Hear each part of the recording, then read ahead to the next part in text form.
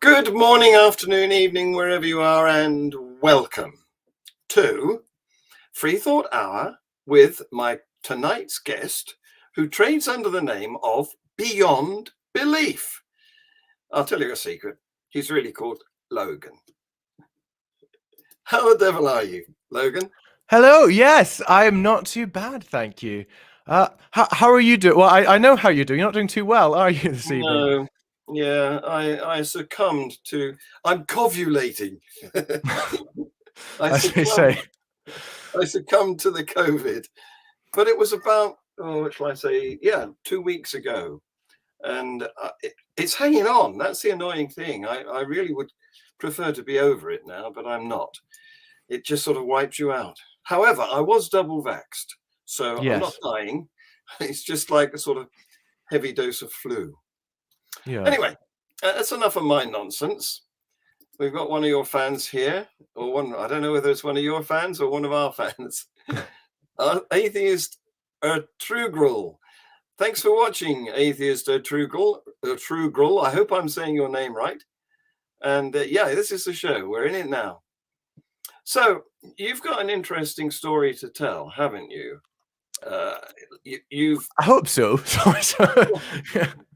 I mean, one of the reasons I stumbled on you on, I don't know whether it was Facebook or Twitter or one of those social media platforms, and you seem to be putting forth some views, some of which I agreed with, and I thought, here's a nice guy. I'll find out more about him. So we engaged in a chat like we're doing now, but no audience, not live. Yes. And so I think we hit it off quite a lot. But what I discovered was you're no longer a Christian. Yes. So first of all, how did you get to become a Christian in the first place? And what's happened since? I feel like I'm reliving the sort of Christian times where you're asked to tell how did you come to faith? And I always had really boring stories for that, because there was nothing dramatic. I was brought up in a Christian household, and I sort of went to church from a young age, went along to the kids groups and then the youth groups.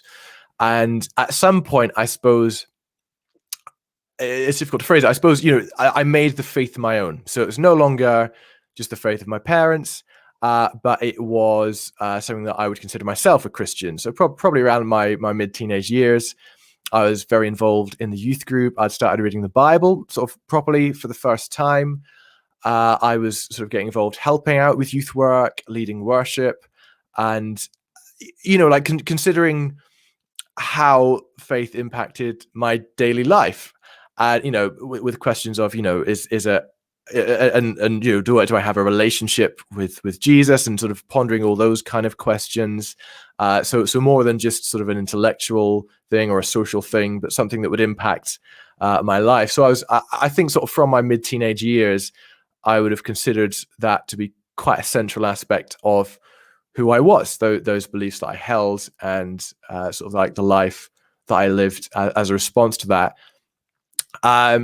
So that kind of continued on for a while.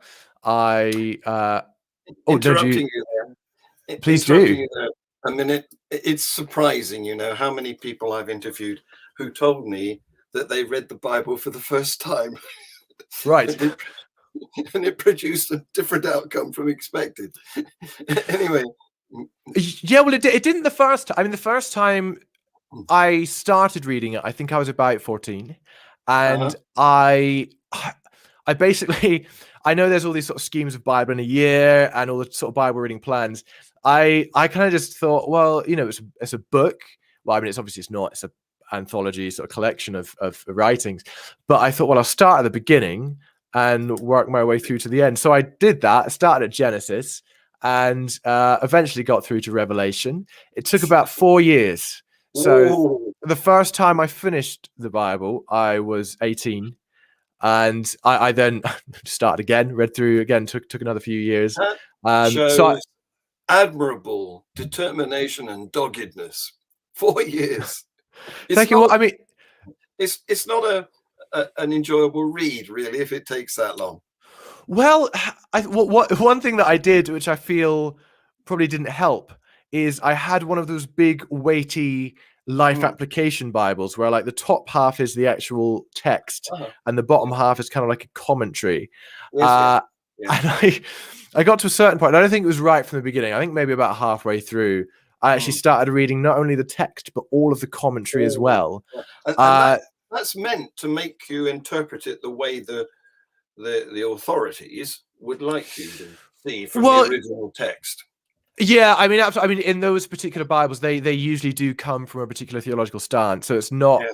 I mean, what I since going to Bible college studying theology, my approach was read a few different commentaries from few different angles and see what they say. Whereas I suppose if you read it with only one perspective, and usually the life application ones are quite a evangelical kind of conservative perspective they're coming at it from. Then yeah, I guess it's interesting that you are reading it and almost immediately then reading it through that particular lens. But I was part of a conservative evangelical church, so I probably would have been doing that anyway. But it also made it take a lot longer to read than it probably would have otherwise, because it probably doubled the amount of text that I was reading. I think we've established that it's not a page turner.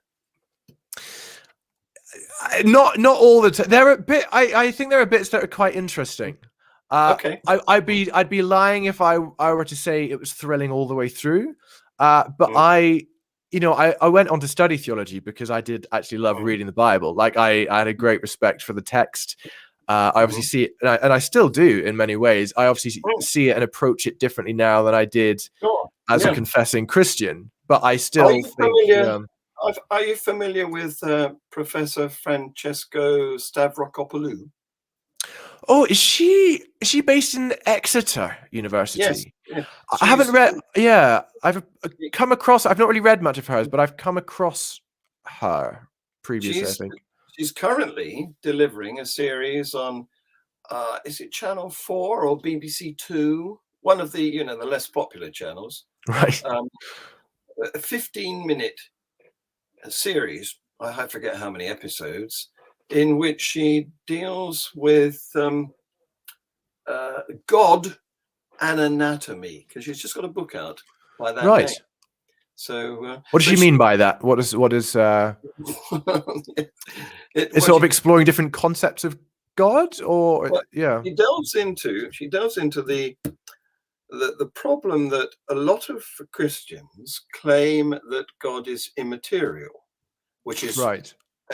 a get out clause to explain why he can't be observed, But she's saying, not according to the Bible. If you read the Bible, you'll find quite a lot of sections where God has a corporal body. He's referred to as being a physical being. So that's what she's examining in this series of shows. Anyway, Yeah. she's a professor of Bible studies. You're right, at Exeter University, and Yeah. she's. So, oh, sorry. Go on.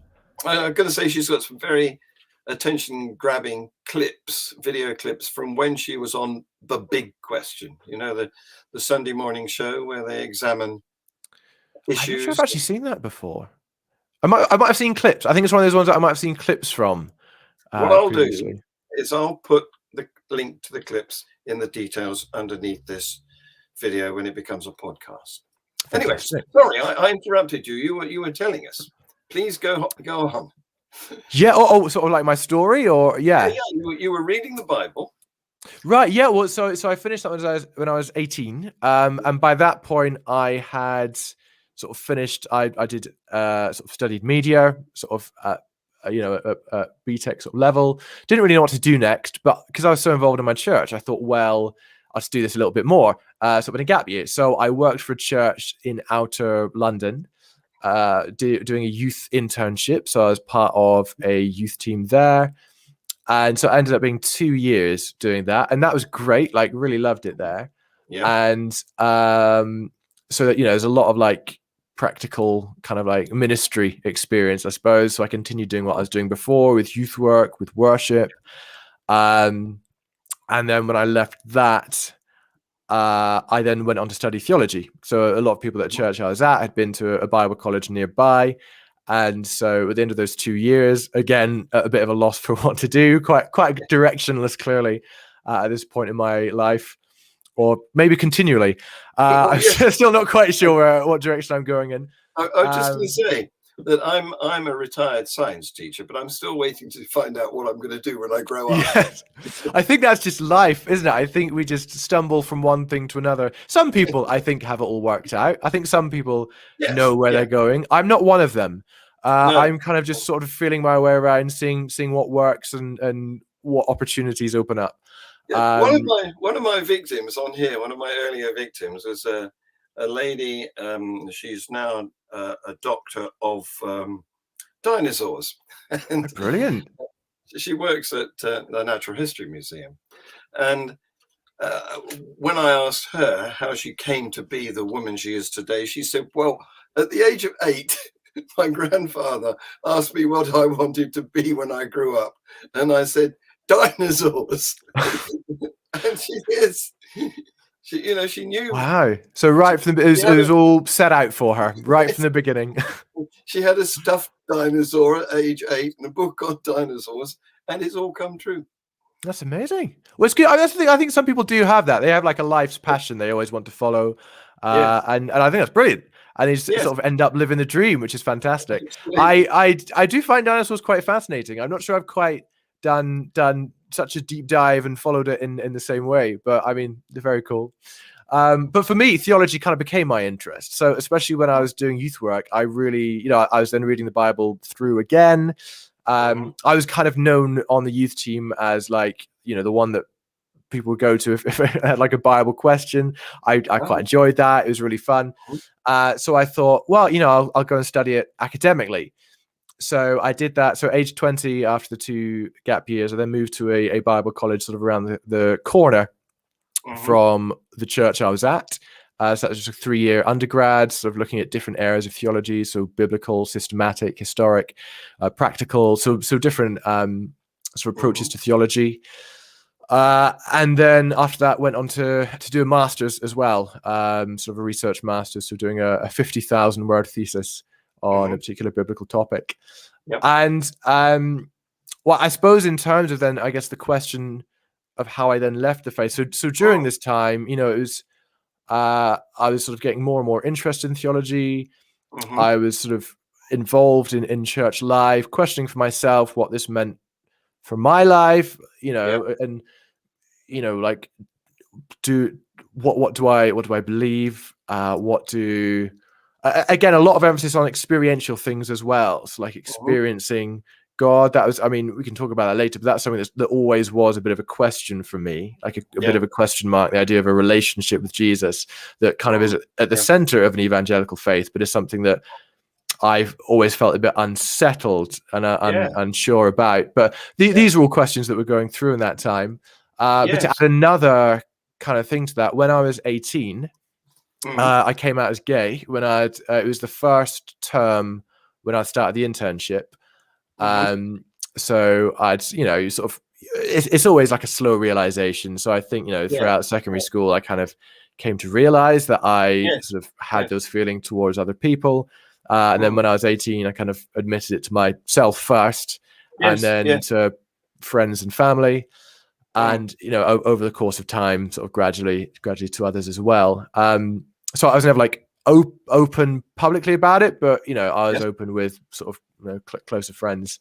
And of course, that is in conflict with a lot of what is taught in sort of conservative evangelical traditions. So that was another sort of thing that over the course of quite a long time, really, because, I only really left the faith a year or so ago when I was sort of 24, 25. So over the course of a good sort of 5 or 6 years, I was really trying to reconcile how that was something that would also work along with my faith. And at various points, I had various different ideas as to how that would look. But then, alongside that, I think studying theology opened my eyes to a lot of, I think it's very different studying theology than just reading the Bible, especially reading the Bible with a evangelical lens already built in.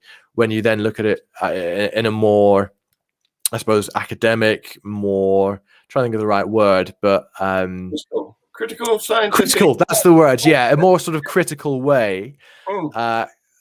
Suddenly you start to realize that, you know, maybe some things didn't happen as they're presented. And what you were saying earlier about, I can't remember her name, but who does the programs, you know, looking at the fact that God appears in earlier parts of the Bible to have a corporeal body, and there's an appearance, you know, the fact that there are different various sources that make up what's considered to be scripture, and those sources are not all speaking with one voice. So systematic theology, I think, from the outset is always going to be a losing battle, because the Bible is not systematic. It is a collection of different perspectives on the divine, and they do not always add up. And I think it was like that then, because the Bible had become such a foundation for my faith, not having as such a strong experiential element to it, I thought, even if I don't experience God in a direct way or hear him in an unequivocal manner, I thought, well, at least I've got, you know, the truth of the scriptures of the Bible, all of that to rely on. So when that was put into question, and I realized that maybe they were not as true as I once believed, that, then shook. That shook the foundations basically, and then you know, other things piled on top of that, and it got to the point where I actually, after my master's, I went back to my home church that I grew up in to be a youth pastor there, along with a friend. So we sort of shared the job between the two of us, and it was during that year that I sort of realized, you know, I feel like I'd already had sort of quite a few questions emerge. But I went into that year thinking, you know, I might not be a conventional youth pastor. I might not necessarily adhere to all of the theology of the church, but at least believe. And then probably about a third. After all, Isaac Newton was an unconventional Christian. So that's quite an okay thing to be. Yeah, what were his? But I don't know too much about his sort of Christian beliefs. What was he sort of considered himself a Christian? Yes, but he didn't fit the mold of the time, you know. So right. And I'm not an expert on him. I couldn't tell you more about that but I do know that he was considered to be unconventional. What? Yeah. Worth Googling. I mean, conventions are overrated, I think. But anyway, you've said a lot that I would like to bounce off, and I'm going to say Francesca Stavrakopoulou again. There we go. Just because I can. It's such a difficult name. Yes. But I'm proud of it. I've practiced, so I can say. Anyway, you said about the relationship with Jesus business, the experiential thing. And I'm very skeptical about that, because in my view, as you know, a retired science teacher, I don't consider experience to be evidence, because it's not shareable, is it? I mean, you could tell me that you have a headache, but I can't experience it. And similarly, you wouldn't be able to experience my orgasm. Your what? Sorry, I didn't quite hear that. Orgasm. Oh, right. Oh, yes. That's the problem with experience. It's subjective, it's personal, unshareable, and that means it's indistinguishable from, what should we say, some sort of epileptic event or dream or imaginary thought process. Yeah, and the thing is, I'm very much in two minds, because in one sense, you know, if the Christian worldview is correct, even saying the Christian worldview, I realize is unhelpful because it encompasses a whole load of different views. But I suppose the one that I was brought up in, at least anyway, this sort of which was moderately, well, it's sort of Church of England, so it holds to a relatively conservative theology, not uber conservative, but you know, just on the right side of the fence. Christianity right light. as opposed to left, not right as in correct. I'm not sure. Want to make judgments in that sense. I like to think of the C of E as Christianity light. I'm sure there are a lot of clergymen who aren't really believers. But it's Well, yes, okay. but even Yeah. then, that's the thing. Church of England's quite broad, isn't it? Because you have sort of high Anglican and the more liberal side, Yes. whereas I was more perhaps in the evangelical side, Oh, right. Yeah. which You weren't at the Brompton Oratory by any chance? No, I was not. It was quite. So it was quite sort of evangelical, but also fairly charismatic. So not quite as far as Pentecostal. No. But there was, a good deal of emphasis on spiritual giftings, hearing from God, that kind of stuff. So it wasn't a distanced idea. There was speaking in tongues. Oh, there was. Okay. Yeah. I guess the difference between that and Pentecostal, because I suppose what makes Pentecostalism specific is the idea of is the second baptism, isn't it? So that's I don't think we held quite, we wouldn't have held to that specific theology. But all of those giftings, hearing from God, speaking in tongues, images, pictures, all of that was kind of the traditions I floated in. That was all very much part and parcel. So quite experiential in that sense. I see. Yeah, common shared experience of a performance rather than an experience of a relationship with Jesus in your mind. Well, both. So when we'd gather as a church, part of the worship would often, you'd sing some songs, but then after that, there would often be space where you'd encourage people to share any words that come to mind, or to speak or to sing in tongues. And, you'd end the service with like words of knowledge, which is, when people believe they have something that God wants to speak to the congregation. So that'd be shared. But at the same time, that the underlying assumption was that people had one-to-one relationships with Jesus that then sort of outworked itself in a corporate setting when we gathered as a church. So it was both. It was both a one-to-one relationship, but also corporate. Yes. So you did have quite an experiential experience then. Yes, in the sense that I was surrounded by it. Yes. Well, now there's the thing, because it makes me wonder how similar being in an audience of people who are acting the way they are is a bit like method acting. You know how in method acting, a person imagines themselves in the situation that they're about to portray. If it's grief, for example, they think back to a period of intense grief that they personally have experienced, maybe when a parent or a brother or something died. And then they channel that feeling into the performance they deliver in front of the camera. Method acting. So I'm wondering how much of that is going on in the audience at a Pentecostal style church. Because what you're doing there is creating the feeling internally, and the method actor uses it to do his job. But in the case of the church experience, the feeling is being created internally by the surroundings, your fellow spectators, and you are being told that it is a visitation, as it were. Yeah, and it's a question that I have pondered for a long time and still do, because I mean, like you're saying earlier, in the sense that we cannot experience the subjective experiences of others.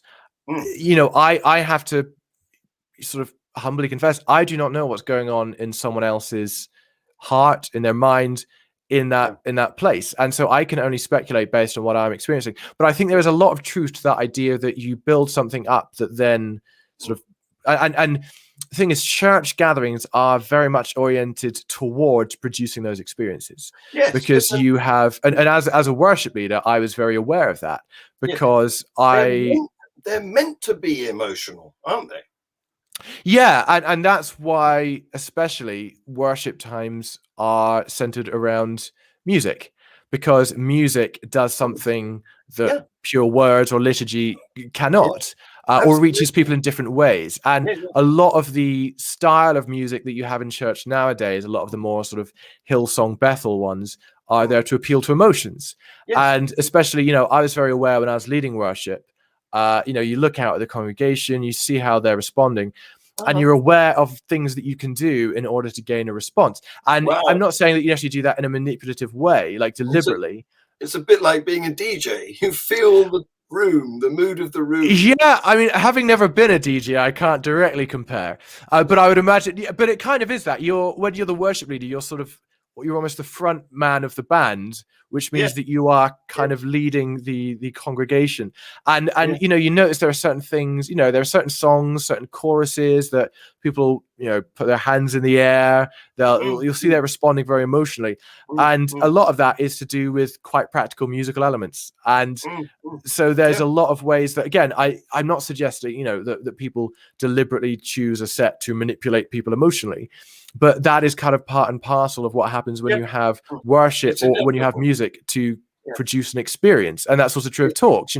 When you have music that is designed to stir emotions within you prior to hearing a sermon, basically what happens is that block of music puts you in, not so much vulnerable, but puts you in a open state so that you're more likely to hear and believe what you're hearing in the talk than if you just launch straight into someone speaking to theology to you, because you're already in a receptive state. And they'd even say this in a service. Even in a service, they use that kind of language. We say being open to God. You say, let's invite him to be here with us. So that kind of language is used quite openly and unashamedly in the church. But I feel that kind of what's happening is not so much just an openness to God, but a stirring of the emotions in order to make you more perhaps susceptible to what's being said and the prayers and the ministry time than otherwise would happen if you just had a very sort of mundane service with no music. And for some people that works. I mean, many services do function without music, but I think especially in the more traditions where experience is emphasized, that's why you find that things such as music play such a big part within that. Well, music is such a good tool, isn't it? And what it does is stir emotions, so it can be used to get people full of pride and feeling of power as they go into battle, for example. Yeah, and a lot of that imagery is used, isn't it? A lot of the lyrics that are used are quite warlike, and it does, and especially the congregational aspect of the sung worship means that people feel like, we're in this together, we're fighting on the front line.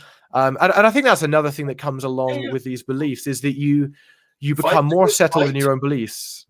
Yeah.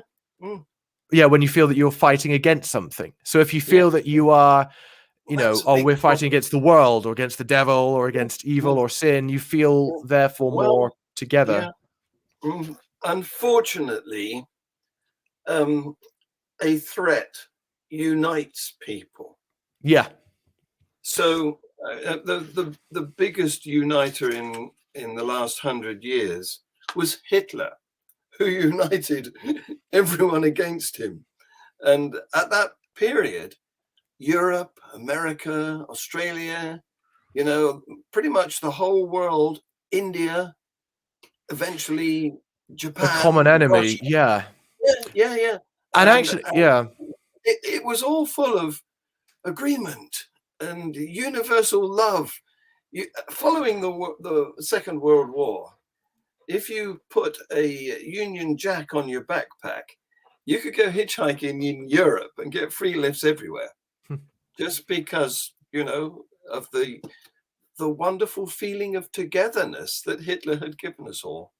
And you don't get that unless there's a common unifier, which is often something to fight against. And interesting, I think actually, I mean, separate to the music specifically, but one of the realizations I had is that obviously this is kind of what the devil or Satan, the accuser, the enemy serves as. There's a few. I realized that actually Christianity wouldn't really stand without the devil, because I think there's three core functions I realized that he serves as. The first one is a common enemy.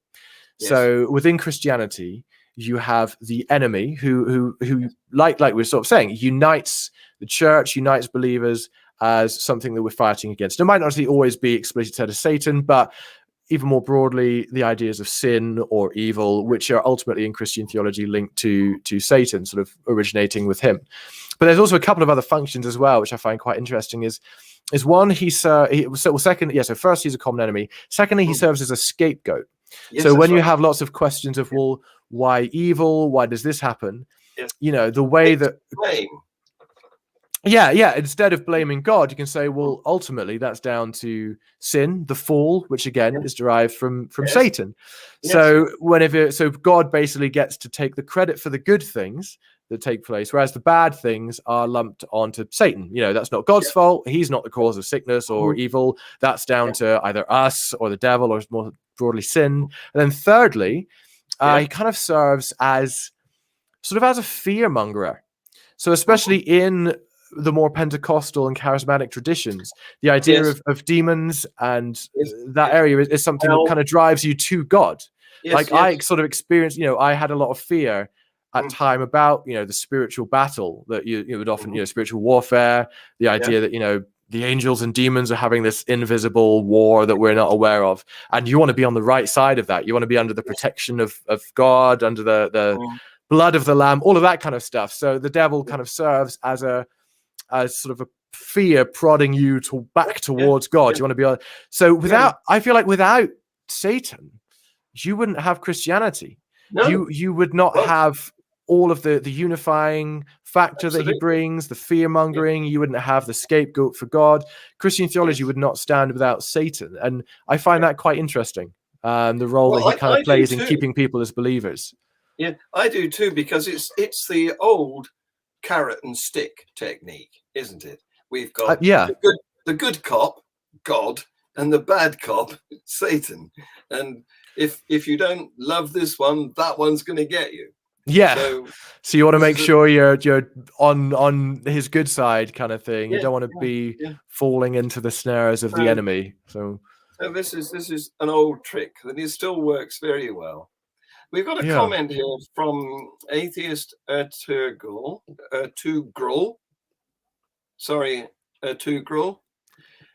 In my country, Kazakhstan, the demographics are 72% Muslim, 23% Christian, and 5% atheist agnostic. What are the best methods to place seeds of doubt into the minds of theists? Well, do you want to have a go at that? Yeah, and having come on that journey yourself, Yeah, and I'm kind of mixed on approaching that anyway. I mean, it sort of feeds into a broader question for me anyway of, do I want to plant those seeds of doubt? Because see, yes. I mean, when I first, because I think it's probably about a year and a half now that I COVID time first. It was pretty much with the start of COVID. Around that time is when I first kind of left the faith, and when I did, I was quite enthusiastically, because it felt liberating. It felt like for so long I'd been, wrestling with these questions and trying to make sense of things, and finally it was like things were slipping into place, and things that didn't make sense for so long finally did. And it was almost the first time I was truly evangelistic as well. Because it was like I wanted to tell people, like, don't you see, this makes sense? Don't you understand? For a while I was, and I was posting a lot more sort of frequently. I didn't sort of publicly sort of leave the faith and come out until a bit later. It was about this time last year, sort of September, that sort of among my friends I did.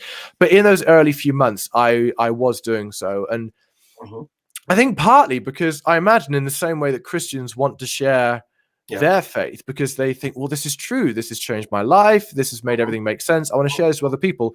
That's kind of what I was experiencing, but having left it. But now, I'm constantly in this kind of question of, well, this has worked for me. Leaving the faith worked for me because I didn't work well as a Christian. It was, it was not good for me. It was not sustainable. It was something that just ultimately did not work, and so I felt a lot better having left it. But I'm also aware that that's not true for everyone, and I think actually there are lots of people for whom their faith is a very healthy positive force in their life, and especially, I mean, not exclusively, but particularly those who perhaps have a more progressive faith or approach to Christianity, who maybe have a more progressive liberal understanding of women in leadership, sort of same-sex relationships, so tolerance, in other words. Yeah. And I sort of think, well, I don't want to be. I think there's some people for whom losing their faith could actually be quite damaging. Yeah. And actually, like that, especially depending on what point they are in their life, and if they're sort of surrounded within a Christian community, and that is a really positive thing for them. I'm fortunate that I didn't lose any of my Christian friends after leaving my faith. Like, I feel like our friendships were based more, we became friends in church-based things, but they were not what kept our friendships going. We had other common interests and experiences that meant that we'd still be friends anyway. But maybe other people wouldn't be as fortunate. And I've heard lots of stories of people leaving the faith and losing a lot of their friendships. And I don't know. So I mean, sorry, I realize I'm going on a bit of a tangent, but I suppose just to preface that response to that question, I'm not actually sure I do want to plant doubts of seed. Yes. Doubts of seed, seeds of doubt. What I'm more interested in doing is those who already have that doubt, or are in a place where they realize that perhaps the Christian, and also when I say the Christian faith is or is not for someone, I'm not sort of actually saying I believe it's true, but it didn't work. I don't personally believe it's true, but I believe nonetheless that you can hold beliefs that aren't necessarily true that are still helpful anyway. So I'm not saying that, so that's kind of different. Its usefulness is different to its truth value. But yeah, I'm more interested basically in those who find themselves in a position where they maybe are questioning those things or are doubting those things that they believed or grew up in. I don't really want to plant those sort of seeds of doubt. I believe that they will come up anyway in life, but I want to offer people the chance to discuss them and to realize that actually that doubt does not necessarily have to lead back into faith, sort of in some kind of cycle that they feel trapped in, but actually there are other alternatives, and maybe leaving the faith or having a different kind of faith would work for them. So I suppose in answer to that question, I believe that those doubts will be there. I don't think the things that planted seeds of doubts for me were, experiential. They were theological. They were to do with church practices. They were to do with doctrines that I believe didn't really make sense. So there were lots of things that led to that, and I think that would be different for different people. But it's more, for me, I'm more interested in having an open space to discuss those things and to explore maybe what the more healthy way that could end up as. That's interesting, because you're right. Even some of the most sort of diehard Christians, and presumably members of other religions too, have doubts. I mean, I'm thinking of Justin Welby, for example, the current Archbishop of Canterbury, who has come out in the media, on BBC, or in The Guardian, in The Telegraph, as having had doubts on a particular couple of occasions. One of them was at the time of Charlie Hebdo, when that was going on, and another occasion when he tells how he was out walking and he was thinking in his head, why is this happening? God, if you're there, why aren't you doing anything about it? So everybody is entitled to have doubts, but it's interesting to me that you don't want to plant those seeds, and I can see why, because that's quite an argumentative stage where fundamentalists are resisting having a seed grow in their head. It turns into an argument at the drop of a hat. But what you want to do is sort of water the seeds so that you can help them grow. Yes, I suppose so. And it's interesting that you say about the example with Justin Welby, because I believe in church circles the idea of having doubts is it's permitted and oftentimes encouraged. People will say that having doubts is part of a vibrant Christian faith. Everyone has doubts. That's okay. What I find, again, admitting that there are some traditions where that's not the case. Maybe the more fundamentalists often often perhaps American churches, not exclusively so, but more so there, maybe would not even allow that. You might get some that say you should quell those doubts. But I find the tradition, but the traditions I've been in have been, very open to the idea of questioning and having doubts. And yet at the same time, as I'm sure Justin Welby probably ended up at, he would have probably said something like, but I know that through all my doubting, God is true, and God's truth does not depend on my feelings or my doubts. He's true through them, and I can trust in Jesus and what he did. And so all of, what happens basically within church circles is you have these doubts, but it kind of circles back to the faith you had in the beginning. What I'm interested in doing isn't even necessarily watering those seeds. I suppose maybe in a sense, but I think my message to people basically is, if you have doubts, just follow them, which I like it. So what I don't want to do is say you should end up here or you should end up there. I don't want to say you have these doubts and you're right, that, like you're therefore, Christianity is wrong and you should believe what I believe. But neither, but I want to say, it's true, but God is right. So I basically just want to let people know that you should follow those doubts where they lead, and don't be afraid to ask the difficult questions. And there are options outside of the church. Like there is such thing as a life beyond the church. And I think when you're within it, it's difficult to realize that. You're so caught up in social groups and church sort of events that your whole life becomes part of this. And so any questions you have, you sort of want to sort of explain them away still in a Christian manner. But I want to say it's possible to do it otherwise, basically. Well, again, you said something very interesting, because obviously somebody like Justin Welby or other people who are deeply involved in the church, they're committed. They have invested a good portion of their life into their faith. And it's quite difficult for them to not cycle back to reinforcing it when they have these doubts, because the alternative is quite horrifying. There's a possibility of losing your income, losing your friends, being shunned by your family. It doesn't bear thinking of.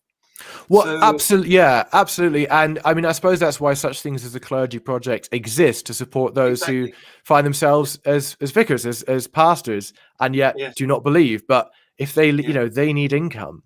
And the thing is, I think, because what I find interesting as well, I know we mentioned this previously, Justin Briley, who hosts Unbelievable, and the tagline for his book that he brought out a few years ago is why, after speaking with atheists for 10 years, I'm still a Christian. And I've read through it, and it's definitely worth reading. There's interesting arguments, a lot of the sort of ones you'll typically see sort of in the debates. But again, I couldn't help reading a tagline like that and thinking, well, if you're in a position where your family is Christian, your friends are Christian, your social life and timetable revolves around being a Christian, your profession and income is about being a Christian, then I would imagine when you approach debates between Christians and non-Christians, well, you've kind of already got a predetermined outcome of what you're going to believe. You're not limited. Yes, it's very unlikely that you're going to go into that into a debate, and even if the side against what you believe is stronger, you're not actually going to agree with that, because your predispositions are so strong that you're still going to filter things through the lens of your worldview. And that's true on both sides. I'm not saying that's only true of Christians. I think that's true of those who have other theological standpoints, whether that's atheist, agnostic, a different religion, when approaching the claims of Christianity. So I don't want to claim that's just true of Christians. In the same way, I have to check my own biases when I listen to those kind of things and think, what is my response here? Like, what do I want the outcome of this to be? What do I actually agree with on the opposing side? And it is a challenging thing, because as I'm now in a place where I don't believe the things I once did, I have to accept that I also have biases in a different direction. And because there's a lot in the Bible and within Christianity I disagree with, perhaps on a moral basis or a sort of more perhaps factual basis, I am very predisposed predisposed to agree with the non-Christian side of conversations or debates, or it's what we do. It's confirmation bias, isn't it? That when we approach evidence or arguments, we will have a far higher standard for those of opposing views than of our own. So we can hear a fairly poor argument that backs up our own views and be like, yeah, it makes sense. Whereas when we hear one of you have our own views, but if you hear one of opposing, you suddenly have a much higher standard and a threshold that it has to meet before you take it seriously. So I think that's true of both sides, but especially, when you are a Christian, it's true that your whole world revolves around your faith. So it's not like you're going to hear one thing that disagrees with it and you're going to switch your mind. It's a journey that everyone goes on differently. For me, again, it took a number of years and various different factors that led to the place where I'm at now. And for other people, they will have different journeys. And since leaving that, I've spoken to a number of my friends who also have left their faith or have a very different approach to their faith. And for them, it was different factors. There were different things that led them there, and there were different took a different span of time. But Well, you mentioned the Clergy Project, which does sterling work helping clergy who are stuck in their role despite having lost their faith. But I also want to mention the Recovering from Religion Foundation, which does similarly sterling work helping people who are suffering from religious trauma. Because sometimes, as you were saying, sometimes the journey out is quite harmful. And it's a bit like PTSD. This is an actually recognized psychological condition. And the RFRF offers counseling to people who are suffering from that problem. Yeah, and it's an interesting question that I've encountered since sort of entering the social media spaces and the community of post-Christians, the idea of trauma and what that looks like. And I've not looked at it. I can't really speak to it because I've not really looked into it. And to me, I still hear trauma, and I think PTSD of something like someone who's been to war and had a limb blown off, so something like that. That's still what I think with trauma. But I'm realizing more and more recently that perhaps there are more subtle ways that plays out. It doesn't have to be anatomical; it can be psychological. But obviously, you haven't suffered, which is good.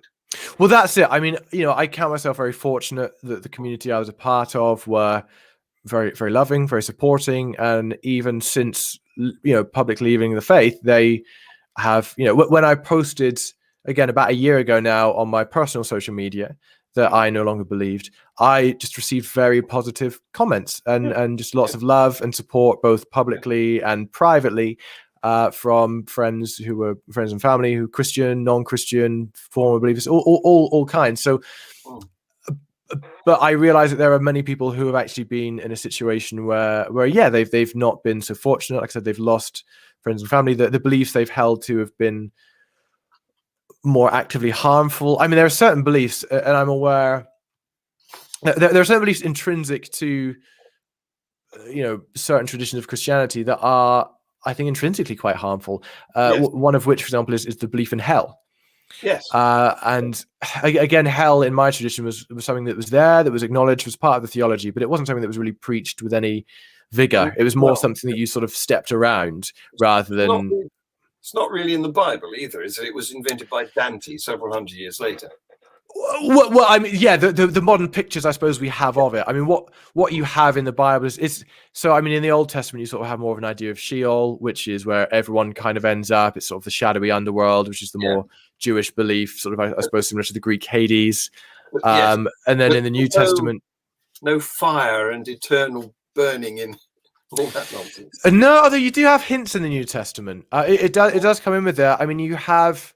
I think there's a brief image of fire, but it's more of destruction in the Old Testament. And then you have certain parts, I think, like Revelation 14, and there's certain parts, I think, in the Gospel of Matthew where Jesus speaks about Gehenna, which again I think was probably more about this idea of a rubbish dump that was, that had links to the history of Israel, that was sort of seen more of a place again of destruction and of shame, and that's kind of the image that's used of destruction rather than eternal torment. There are hints within the New Testament that seem to point to the idea of eternal torment. The idea of I think Revelation 14 is the biggest one, where it says those who are who are worshipping the beast will be thrown into the fire, where there will be no rest day and night, and they will. So there's biblical grounding, but as with a lot of biblical concepts, there are different traditions, and they're not always, Yeah.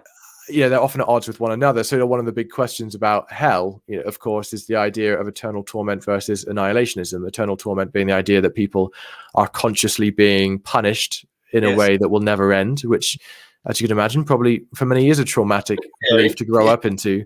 Whereas others will hold more to conditional mortality, or annihilationism, which is the belief that at a time in the future, God will simply destroy evil, that there won't be a conscious awareness of punishment, but rather it will just be an idea of destruction. Although even there, it's essentially death, but it's a weird kind of death where people have died, and then God thinks, hang on, before they finally go, let's just raise them up, have a go at them, tell them how awful they were, kill them again. So even then, it sort of seems like a slightly unnecessary annihilation. You sort of think, they've died, they've had a tough life as it is, just let them be. But God wants one last kick at them before he lets them go.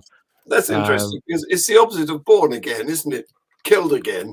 Well, it's this. I think the phrase second death is present in Revelation, like the idea that is the second death, and I think that's the sort of lake of fire imagery. So certainly, the Dante's Inferno and other things sort of came along later, which kind of popularized the fiery images that we have now. But as with lots of things, it has grounding within the text of the New Testament that would lead. It wasn't plucked out of nowhere, but it was certainly an interpretation of that, which is.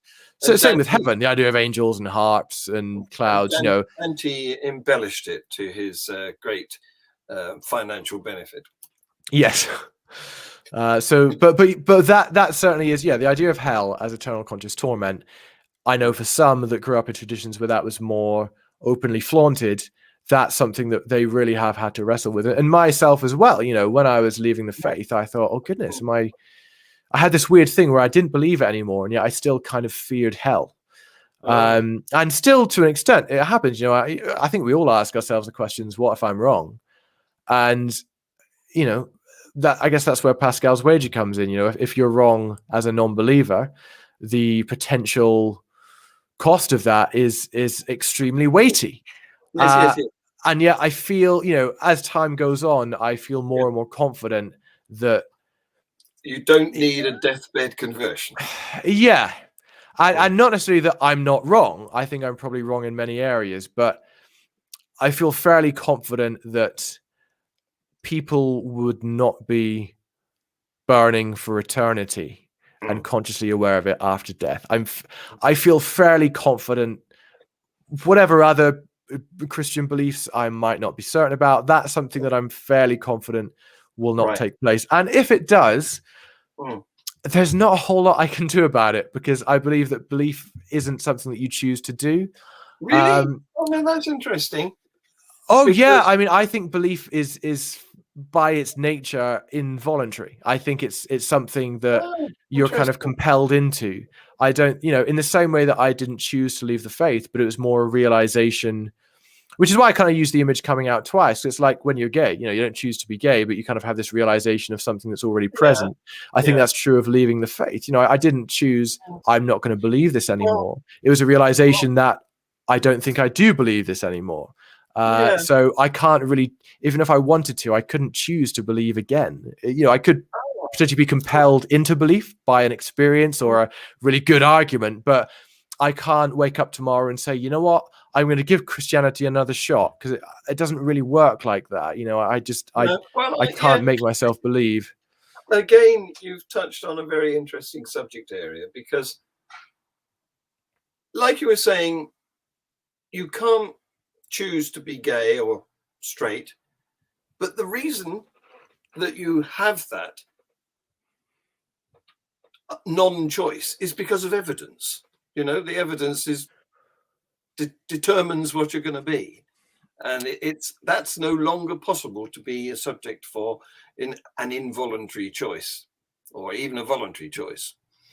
But the difference here, you see, there's an interesting interaction between belief and religion, because I would contend, as a retired science teacher, that things that are strongly evidential, like I will fall if I leap out of this window, do not require consideration.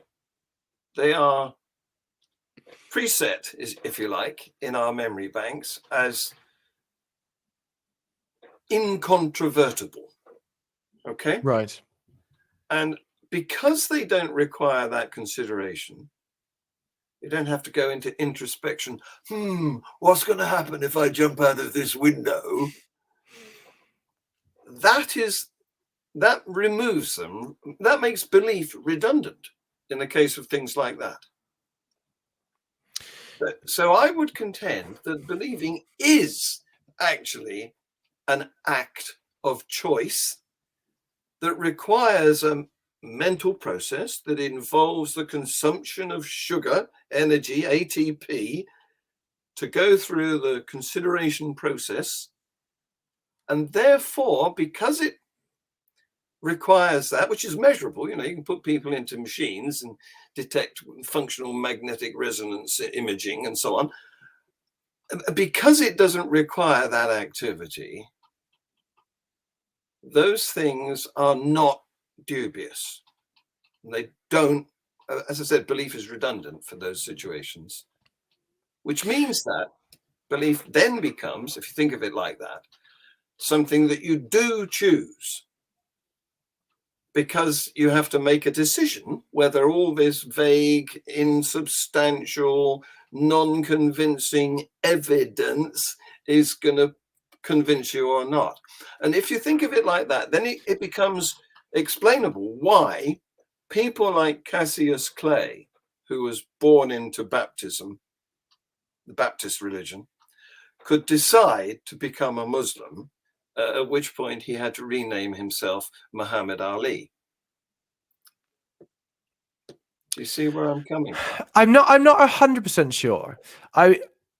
You have to correct me if I'm wrong. I mean, because I look at that kind of thing and I think so. So with the example of jumping out of a window, to a sense, though, I think that's quite experiential.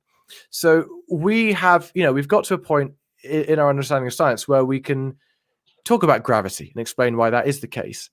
But for a long time, people would not jump out of a window because of their experience. They experience the fact that if they fall over, and obviously from such a height, they will hit the ground. They may have seen others fall from a height and therefore sort of realize from experience and observation that that's what is going to take place. And that's something, therefore, later on you can have you then, as you look into it, you realize and put together theories such as gravity, which explains why this takes place. But until you get to that point, all you really have is your experience to go on. And I think it's the experience which compels you into that realization. I suppose maybe there is a difference between an incontrovertible belief or incontrovertible observation, as opposed to maybe something that's more up in the air. I think what I would say, I think you can choose to investigate certain areas.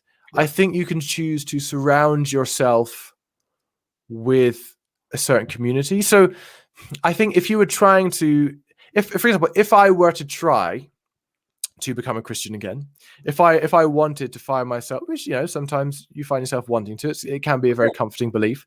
Well, one of the things I was going to ask you is, what do you miss? What is it about Christianity that you regret not having access to anymore?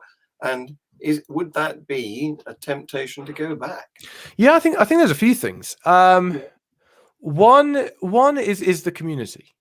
Like I said, I've not directly lost any friends because of losing the faith, but at the same time, I don't have that ready-made community to go to on Sundays, on weekday Bible studies. Or, you don't have that ready-made community just to turn up and they're there.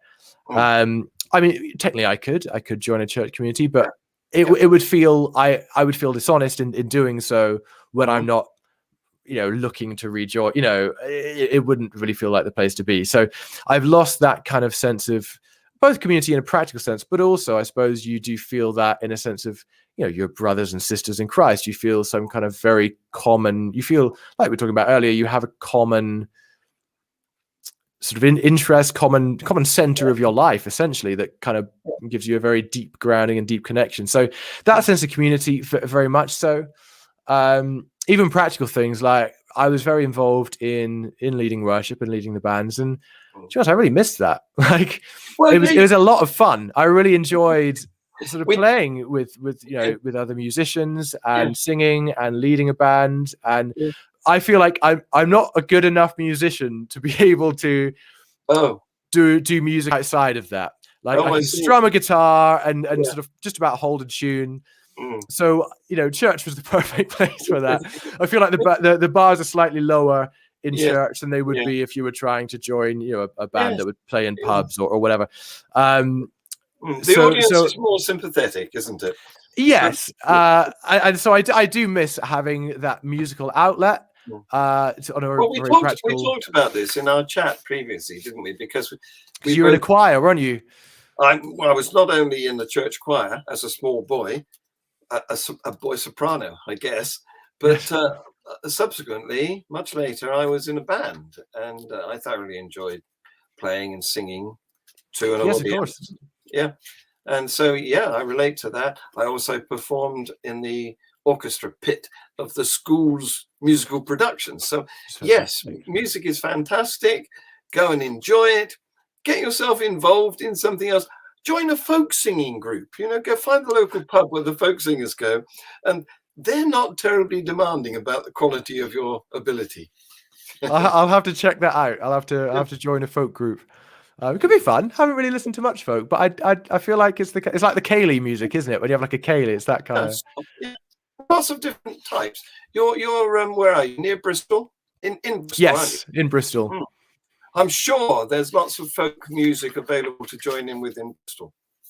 I'll have to investigate that, but it's definitely something that I miss. It is, like that easy sort of music, because I was quite regularly, a couple of times, 2 or 3 times a month, would be sort of playing in the church, like, and then having to go other instruments like drums and bass, which again I wasn't terribly good at, but I was competent enough to be able to be part of the band. And so it's that on a practical sense, that's something I miss. And I suppose something that I almost didn't realize I missed until perhaps afterwards was the sense of security. I think when you believe in a God, in an all-powerful God who is provident, you kind of believe that no matter what happens, he's in control. And that's quite a comforting belief to hold, that you cannot hold in the same way afterwards. It's the teddy bear aspect of religion or of Christianity, isn't it? It's and especially obviously we touched on the idea of hell earlier, but of course the opposite side of that is the idea that beyond death there is something positive waiting for you, in the idea of like a new creation, in something where sin has been vanquished and we will know God face to face. And again, that's a very comforting idea, that even death, which is the almost the greatest fear you can hold, is not the end. And so actually one thing I've had to we'd all like to meet our deceased family and friends again after death, wouldn't we? That's it. It's a fear of our own death, but also fear of those we love who've left, and the hope of meeting them again. So there is a lot of comfort in that, and the idea of the fact that actually we never will. Like, we've had those last moments already. Is, I mean, I've had sort of a couple of grandparents die in the past, and there is. I've not had sort of someone sort of very, very close sort of to me sort of in the more recent years past. And I could, well, that's it. And I'm very worried for the times when that will be the case. And I know that when that happens, I imagine it would be very comforting to believe that I will see them again. And so the idea that actually the times we've had, that's it, it's not as fun a story. It's not as compelling a narrative, perhaps, as the belief in reconciliation and meeting after death would be. But unfortunately, it's the one that I believe is true. So it's the carrot, isn't it? Which is never such a motivator as the stick. Yeah, absolutely. And what's interesting in a way is It's a carrot that I didn't really realize was present until I left, until it was no longer there. For example, death, quite a heavy topic, but it's something that I didn't actually think about a whole lot when I was a Christian, because it was something that I feel like the idea of having an afterlife kind of allowed me to put death to the side. I thought, you know, worst comes to worst, if I'm in a traffic accident one day or something, you know, that'll obviously be awful, but I'll be a new creation. That's fine. Yes. So I didn't really think about it or come to terms with it. Whereas in this past year or so, it's something that actually has weighed on me quite heavily. And actually this recognition of our vulnerability, of the fact that we are quite fragile, that mortality and sort of accidents that could lead to death, they happen, that all of us ultimately one day will end up there. You know, we all hope to live to a ripe old age, but you know, even if we do, we'll ultimately end up in the same place. And coming to terms with that has been something that I've really had to address. You were saying that of the religious ideas, probably one of the most harmful is hell. Yeah. Well, I would say you could make a strong case for saying that heaven is even more harmful, because what it does is it diminishes the value of real life, takes away the responsibility to enjoy our actual existence, with an offer that's unevidenced of something better to come.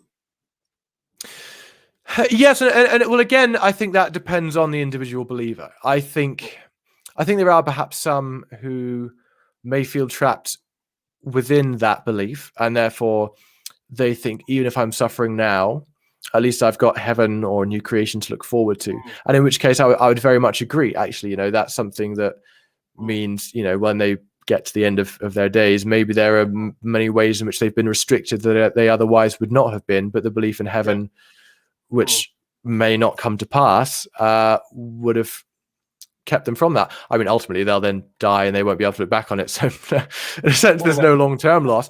But I think others perhaps, you know, again, in the same way that people hold their faith very differently, those who believe in a new creation also believe that, you know, it's part of their job to partner with God in bringing about that new creation in earth today.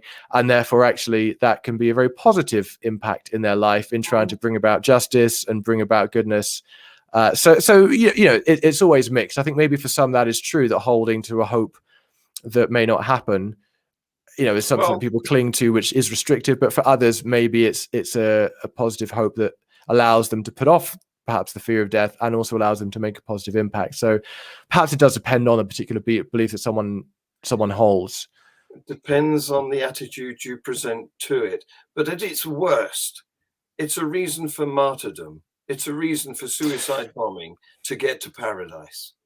That's certainly true in some cases, and particularly in the more sort of extreme and fundamentalist sort of approach. I would agree. Well, Logan, I could talk to you most of the night, but it is my bedtime now. and approaching mine as well. Yeah, we've gone well beyond the time that I allocate to these shows, and I don't like to do that, because I don't want my guests to get the idea that they're going to be stuck with me for an hour and a half. So, oh no, it's been my pleasure. Yeah, good. I'm glad you enjoyed it. Most people say that they've had a good time and they would come back.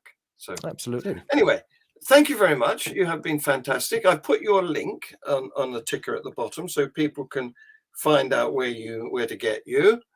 And I now want to tell people that next week I have another exciting guest. I have Nuria, who trades under the name of Holy Humanist. That's her blog. She is a British Pakistani ethnicity, ex-Muslim. So she'll be great fun to talk to. Yeah. Maybe you'd like to come along and ask some questions, Logan, next week. Absolutely, yeah. Yeah, great. Thank you very much. And thank you for watching our small audience and our future audience who will see it as a podcast. We're getting a thank you from Frank. Frank is one of our regular customers in Kentucky, USA. Thank you, Frank. And so here I've made you a proper outro. Brilliant. So here we go. Thank you, Logan. Thank you very much. It's been a You pleasure. and I can still chat after we stop broadcasting if you're up for it. Absolutely. Bye-bye. Take care. Bye.